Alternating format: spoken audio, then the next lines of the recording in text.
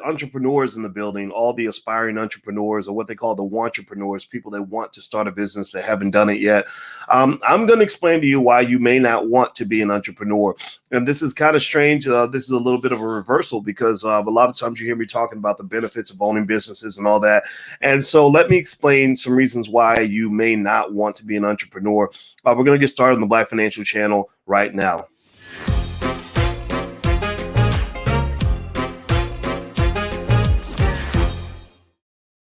Hey, what's going on, guys? My name is Dr. Boyce Watkins. Welcome to the Black Financial Channel. This is theblackfinancialchannel.com. What's happening on Instagram? My Instagram is the real Boyce Watkins. If you want to follow me on the gram, good to see y'all as well. All right, so let's hop into the conversation. So Black wealth is important. We know that Black business ownership is really critical. We know that Black-owned businesses matter and that we have to support Black-owned businesses. There's no question about that at all. This is the mandate of this century. I want to make it 100% clear that building Black-owned businesses is literally the most important thing you can do. It's more important than voting. It's more important than getting jobs. It's more important than all the other social issues. Black-owned business is the one thing. If we have enough Black-owned businesses to employ our own people and build wealth, then we can protect ourselves. We can create our own jobs. We can do all these things on our own. So I want to make sure you get that Black-owned business establishment, that your children being part of the Black economic army that we're building in this generation is really important. It's really important for Black men because I got to keep it raw and 100 with you guys when I let you know that the white man ain't got no place for you. That if you are a Black man and you are a heterosexual masculine Black male, chances are you're going to be seen as a threat. You're not going to really fit into corporate America. There are jobs that Black women can get that Black men can't get. And those who understand the Black experience get that. That's why I married a Black woman. I couldn't marry Becky because Becky, I'd have to spend 20 years trying to explain that to Becky. But my Black woman gets it. She grew up in Gary, Indiana, in the hood. And so she understands that there are spaces she can go that I can't go. There are things that she can do that I can't do. There are places where she's welcome in, where I'm not welcome in at all. And we know this. That's why, for example, she works for a university as a full professor of social work. And I totally got blackballed from academia for being too Black. And so I started my own business and found my success outside of the system. I couldn't have found my success the way she found it. I found it the way I found it, right? So Black men have to learn how to rewrite the rules. It's very important for you to just really get that, okay? So give me a yes in the chat if you follow what I'm saying. Give me a yes in the chat if you get me. A lot of people don't get me. They think it's too radical, and that's why 90% of the Black community is not ready to have this conversation, but it's okay. I don't need 100% of the Black community. I want that talented 10th. I want the people that have enough vision to see the future, enough strength and courage to fight, to build. I want people that have the patience and the commitment to their families and communities to make our people better. So give me a yes in the chat if you follow what I'm saying. I had to throw that out there just to let you know that this is some serious stuff. This is not a game. All right. So next point I want to make on this in terms of a point of clarity is that a lot of you have heard me talk about Black businesses and starting businesses and how great that is.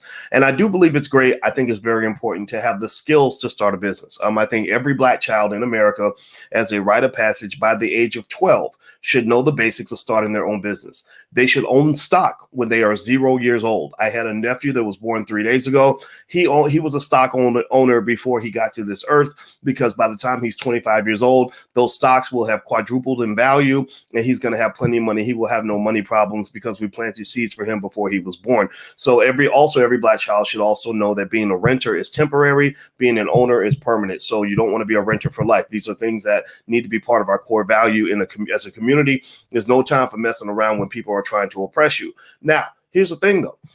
While I've made it clear that I believe every Black child should learn how to start a business in case of survival, I want you to think of it as a survival skill, meaning that if, for example, I have a young kid who's 22 years old who comes by, and he's a great kid. He fixes things all around the house. And I talked to him one day and I said, hey, man, can you help me put together like a survival plan for my family in case it really goes down? Like a list of things that we need to have, that we could put together just in case, God forbid, the nuclear war breaks out, or we get off the grid, or a big solar flare hits and the internet goes down and everything's in complete chaos. And so he helped me put together this survival kit, with some food and weapons and, one of those radios that you churns or doesn't need electricity, just stuff like that. Right. And now here's the thing. I did this not because I fully expect to use any of these things. I hope I never use these things, but I did it because I want to be ready, right? If you stay ready, you ain't got to get ready. You get what I'm saying? If you stay ready, you ain't got to get ready. So a lot of times, the reason that you get frozen out and you get beat down and oppressed economically and otherwise is because a lot of us we don't stay ready. We wasn't taught how to be ready, right? We lose that job, we're done, we have nowhere to go, we're stuck. We're like, oh my God, the white man's not paying my bills anymore. Lord Jesus, what am I going to do? I'm just going to go to church and pray because nobody ever gave me skills or prepared me or gave me any assets to protect me in the event that they decide to cut me off from his nipple, right? I've been on his nipple my whole life, and now the nipple's gone. Lord Jesus, what is I going to do? Well, that's a very dangerous way to live. That's very risky, extremely risky. You're really living on the edge when you are dependent on the people that you see as your oppressor to take care of you economically. That's a very dangerous place to be. So that's why it's important for every Black child by the age of 12 to just know the basics. In fact, I'm going to put together a list of about 10 steps to start a business. And basically, your kids can just remember those 10 steps, okay? So with that being said, though, I don't want you to get it twisted. Okay, I don't want you to think that I believe every person should run a business or every person should be an entrepreneur. And I thought about this for years. This is something I knew probably 20 years ago, but I had to spend 20 years processing this so I could say it the right way. So since today is the day that God and Black Jesus told me to share this with you, I decided to do this quick video. I think it's important to know that when you talk about ownership of a business, everybody should own a business, period. Everybody should own some piece of a business or something, but that doesn't mean you have to be an entrepreneur.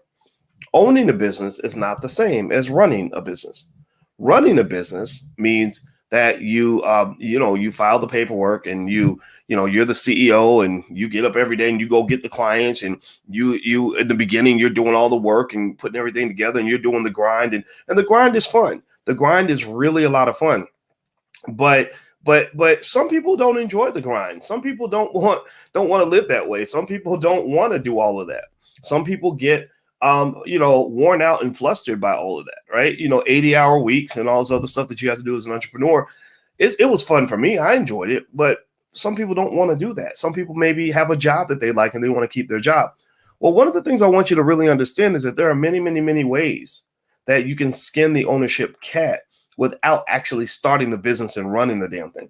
A lot of us run the business and it's really hard because also the other thing too is a lot of us have that whole I can do it all by myself kind of mindset. So we end up just literally doing every single thing in the company and it drains the hell out of you. And it ends up being the same trade you made of time for money that you made when you had a job. You're doing the same thing with a business. The difference is that you're your own boss, but you still have a boss. You still have to do that trade-off of time for money. Well, there are a lot of people who actually find ways to business ownership that are a little bit different, that don't require the work of an entrepreneur. For example, there are people that might invest in someone else's business. They'll say, look, I don't want to run a laundromat, but I know that there's money in owning laundromats. So what I'm going to do is I'm going to take the money I've saved up and I'm going to give you the $5,000, $10,000 you need for me to get a 20% stake in this laundromat. So for this amount of money, you're going to give me 20% of the company's earnings. I will not be at any meetings. I will not be doing any laundry.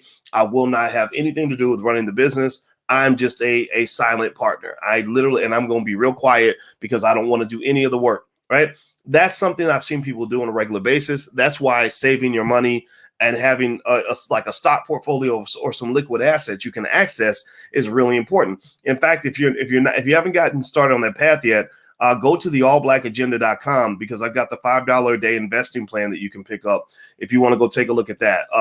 It's the allblackagenda.com. I don't have the URL in front of me. Here it is. Okay, I put it on the screen. The allblackagenda.com. You can actually get the $5 a day investing plan that I put together that shows you how to build a capital base with $5 a day of investing. It takes time if you do it at that rate, maybe 10 years. It takes about 5 to 10 years for you to really start feeling it. Now, if you want to accelerate it, you can do $20 a day or whatever, right?